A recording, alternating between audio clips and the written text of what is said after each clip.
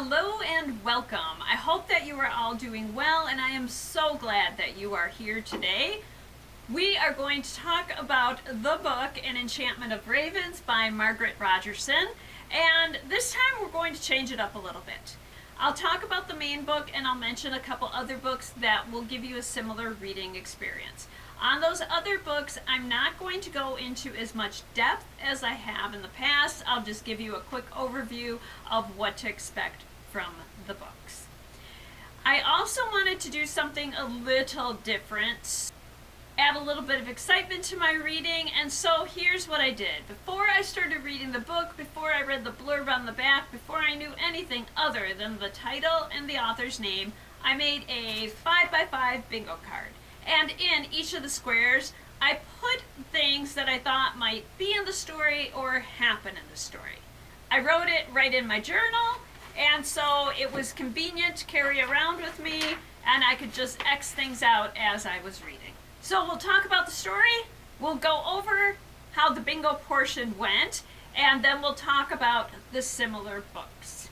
So Isabel is an artist. She lives with her Aunt Emma and two not quite human sisters. She paints portraits of the immortal folks, or who you or I would refer to as fairy folk or fairies.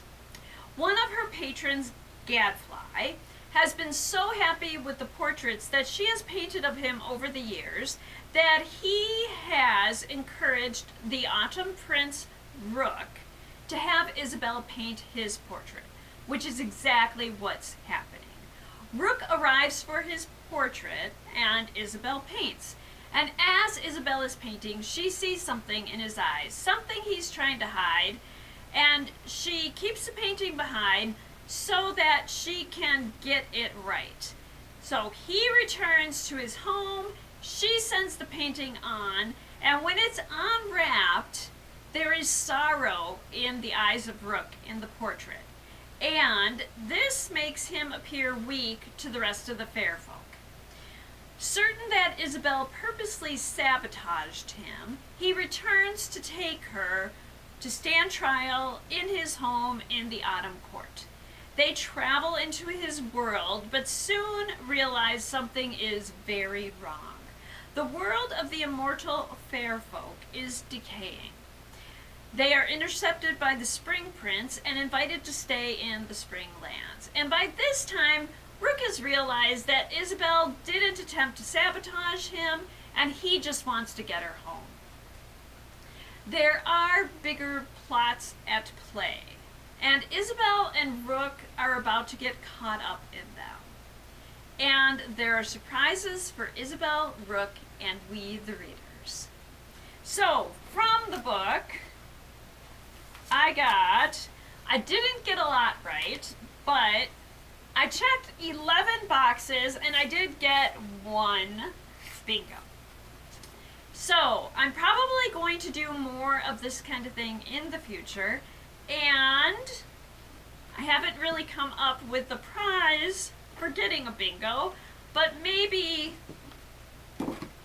in the upcoming months I'll come up with something as a reward for getting a bingo. We'll see how that goes. So what are the books to read for a similar feel?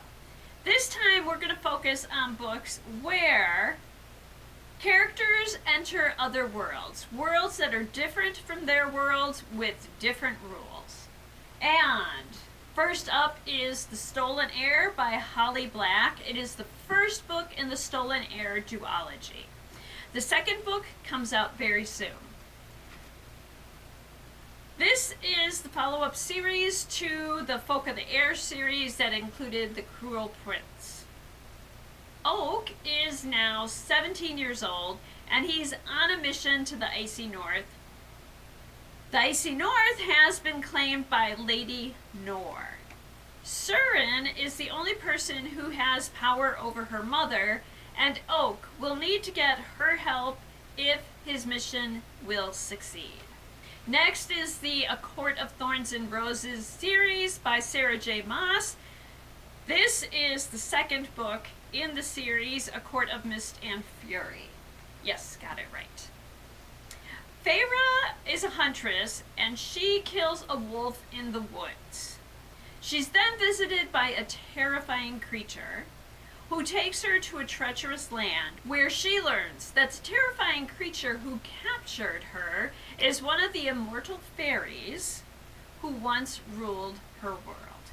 But something is not right in the land of the fairies, and Feyre must stop it or doom the world forever.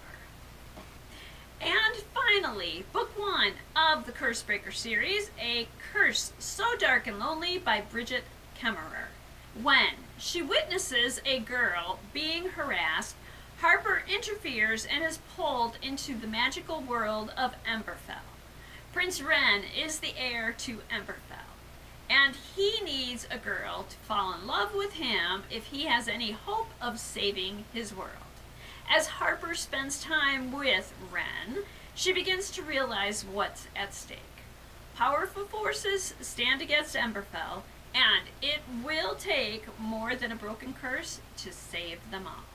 And there we are. I hope that you enjoyed this look at An Enchantment of Ravens and other books where people from one world have to try to make sense of another world. We will be back very soon with my final book for February, and that is Family Style by Thien Pham. I hope that you will join me then, and until then, I hope that you enjoy all that you do and all that you read. And thank you.